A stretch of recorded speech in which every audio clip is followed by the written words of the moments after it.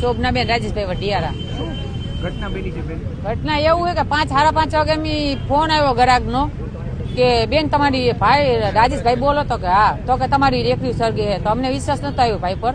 આપણે ભાઈ હા ભરતા હશે એમને વિશ્વાસ. તો ભાઈને કીધું કે ભાઈ વિડીયો કોલ કરીને બતાવો ને, અત્યારે કોઈ પર ક્યાં કારણે બોલાવે. તમે વિડીયો કોલમાં વાત કરી ભાઈ ભેગું કે તમારે ભાઈને કીધું કે ભાઈ તમે ભાઈને કે ઓલા શું કહેવાય ઓલા ભાઈ બિગર વાળાને બોલાવી દો ને. ભાઈ અમને આવતા અમે ગૌતમનગર મોદી ભરા નિસારે ને જ રહીએ. અહીંયા આવતા બે ભાઈ બિગર આવી ગયા હતા, ઉલાવતા હતા. પણ અમે આવીને જોઈને તો અમારો જીવ બળી ગયો કે આ હું આ ક્યાંય કેમ હેરગું. 12 વાગે અમે આવીને ગયા. 12:30 વાગે અમે બેઠા હોય, વરસાદ હોય ને, ચોમાસો હોય, ઠંડી હોય, શિયાળો હોય, તો અમે અહીં બેઠા જ હોય. તાપ કરીને ઓલું કરીને કે આમ ઠંડી હોય કે વરસાદ હોય તો અમે અહીં બેઠા જ હોય ખૂણામાં.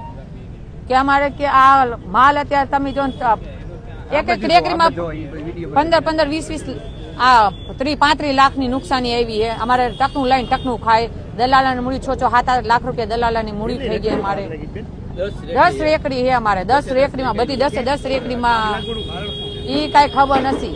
અમને 5 વાગે ફોન આવ્યો પછી ખબર પડી કે રેકડી અમારી સળગે છે. અમારી માંગ છે હવે જે મોદી સરકાર કરે ઈ જે એમને સારું લાગે. પણ અમારે નુકસાન ઘણી થઈ ગઈ. અમારે અત્યારે ખાવું કે પીવું